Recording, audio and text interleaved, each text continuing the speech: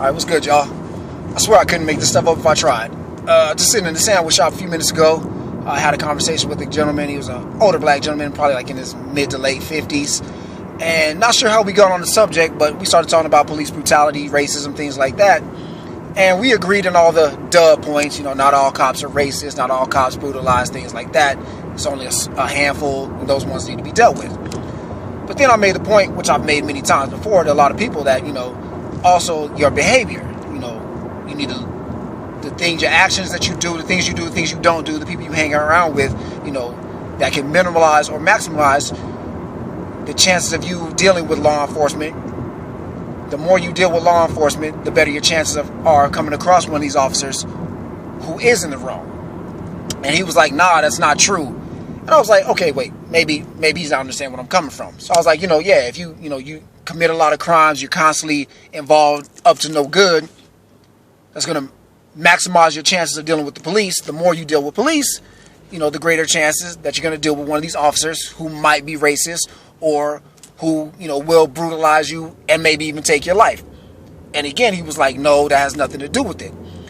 And it just baffles my damn mind how people don't understand that is part of the problem.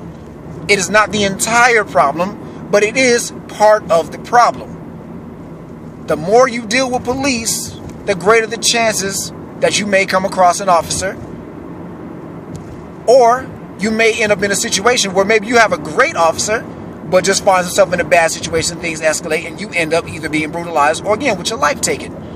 And it's funny, because if you have somebody that's deathly afraid of sharks, you might find them in a swimming pool getting their summer sandals on, but you're not getting them in the ocean. And you can give them all the statistics about how, you're more likely to be, struck by lightning than attacked by a shark, this, that, and the third, yada, yada, yada. And I guarantee their response is going to be something to the effect of, yeah, but I'm not risking it. Which makes sense.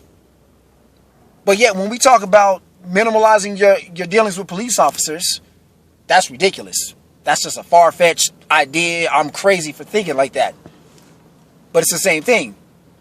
I'm not risking it.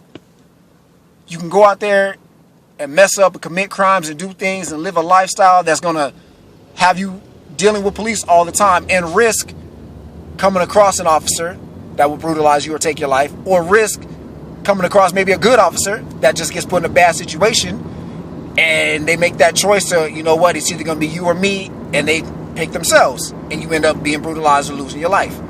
But the fact that we just refuse to acknowledge that the way you carry yourself, the way you live your life does have an effect on how you're treated by the police, it's just baffling to me. I just don't get that. That's all I'm saying.